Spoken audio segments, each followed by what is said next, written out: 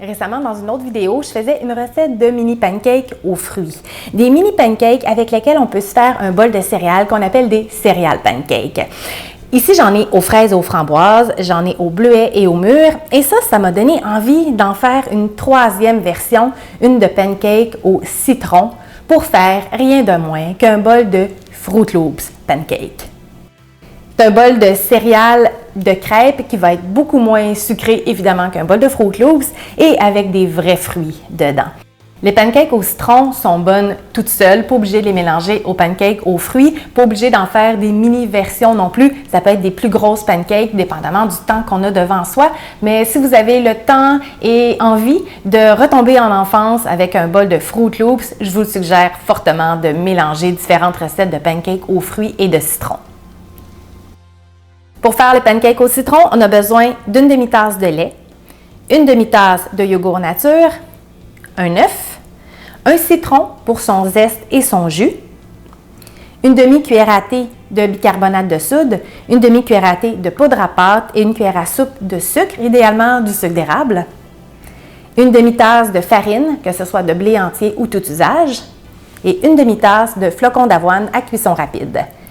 Dans cette recette-là, ce qui va faire gonfler la pâte, c'est le mélange entre le citron et le yogourt qui sont des ingrédients acides et le bicarbonate de soude qui est un ingrédient alcalin. Et ça, ensemble, ça va faire des bulles. C'est ce qui va faire gonfler la pâte des pancakes. Donc, vraiment, tous ces ingrédients-là sont importants à mettre dans la recette.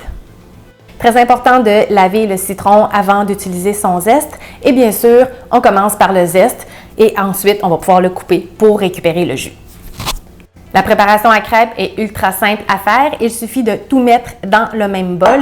Il n'y a pas d'ordre précis pour ce faire. Donc, tous les ingrédients dans le même bol et à l'aide d'un mélangeur électrique, d'une mixette, d'un robot culinaire, ce que vous avez sous la main, on mélange tous les ingrédients pour en faire une préparation relativement homogène qui va être notre préparation à crêpes, prête à faire cuire dans la poêle.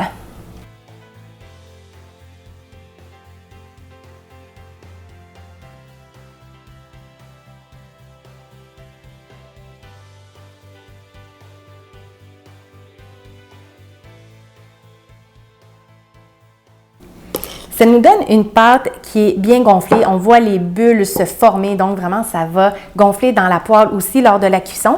La pâte est relativement épaisse, ce qui va permettre aussi à la pâte de rester en place quand on va la mettre dans la poêle et non pas de s'étendre. Donc, ce qu'on utilise pour après ça la mettre dans la poêle, idéalement, on pourrait y aller goutte à goutte comme ça avec la cuillère, mais le plus facile, c'est d'utiliser une bouteille de ce type-là, réutilisable. C'est une vieille bouteille de moutarde munie d'un bouchon dans lequel il y a un trou. Et là, la pâte à l'intérieur va venir nous permettre de faire les petites pancakes de la taille souhaitée. Que ce soit des petites si vous avez la patience ou le temps de le faire, ou des plus grosses pancakes, ça va bien fonctionner aussi.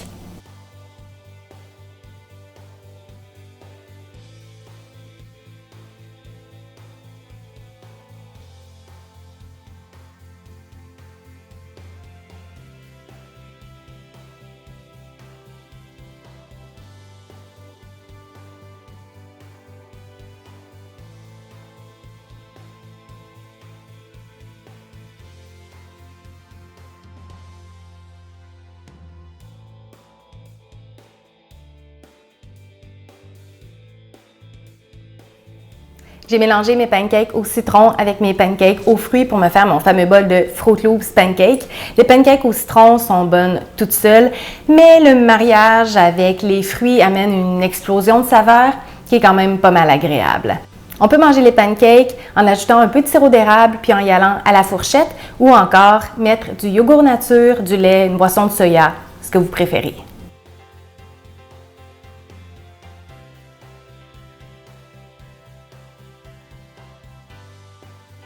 Récemment, dans une autre vidéo, je vous ai donné ma recette de mini pancakes aux fruits. Est-ce que je voulais dire, non? Des toutes petites pancakes avec lesquelles vous pouvez faire céréales pancakes. Ici, j'ai les pancakes au citron sont bonnes. Une pancake, ouais.